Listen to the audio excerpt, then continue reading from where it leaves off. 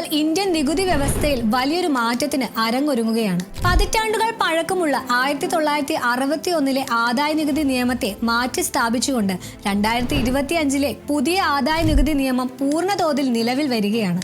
അതിന് തൊട്ടു മുമ്പായി ഫിനാൻസ് ബില്ലിൽ ധനമന്ത്രി നിർമ്മല സീതാരാമൻ കൊണ്ടുവരുന്നത് 53 നിർണായക ഭേദഗതികൾ. ഇതിൽ 32 എണ്ണം നികുതി വകുപ്പിന്റെ അധികാരം വർദ്ധിപ്പിക്കുന്നതും നടപടികൾ കർശനമാക്കുന്നതുമാണ്. എന്താണ് ഈ മാറ്റങ്ങൾ? ഇത് നികുതിദായകനെ എങ്ങനെ ബാധിക്കും? ഏറ്റവും വലിയ മാറ്റം ഇതാണ്.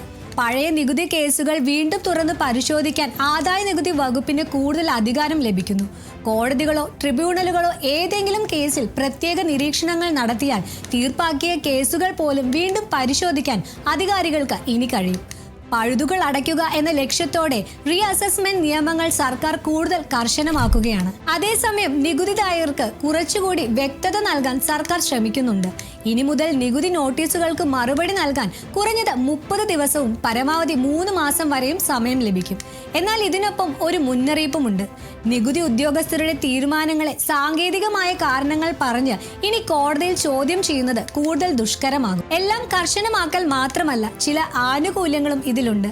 സ്പെഷ്യൽ ഇക്കണോമിക് സോണുകളിലെ നികുതി ഇളവുകൾ ഇനി 20 വർഷം വരെ നീട്ടാൻ തീരുമാനമായി. ഇന്റർനാഷണൽ ഫിനാൻഷ്യൽ സർവീസ് സെന്ററുകൾക്ക് ഇത് വലിയൊരു ആശ്വാസമാകും.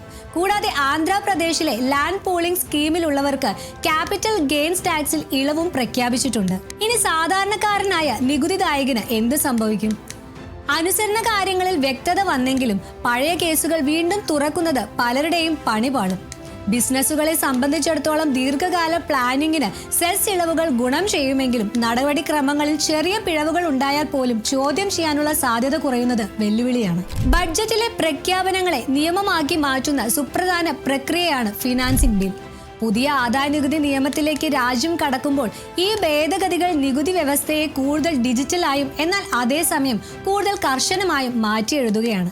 ഏപ്രിൽ 1 മുതൽ നികുതിദായകരെ കാത്തിരിക്കുന്നത് പുതിയ നിയമങ്ങളുടെ കാലമാണ്. ശ്രദ്ധിക്കുക, നിങ്ങളുടെ ഫയലുകൾ ഇപ്പോൾ തന്നെ ക്ലിയർ ചെയ്ത് വെക്കുന്നതാകും ബുദ്ധി. കൂടുതൽ അറിവുകൾക്കായി മണി ന്യൂസ് മലയാളം സബ്സ്ക്രൈബ് ചെയ്യാൻ മറക്കല്ലേ. നന്ദി.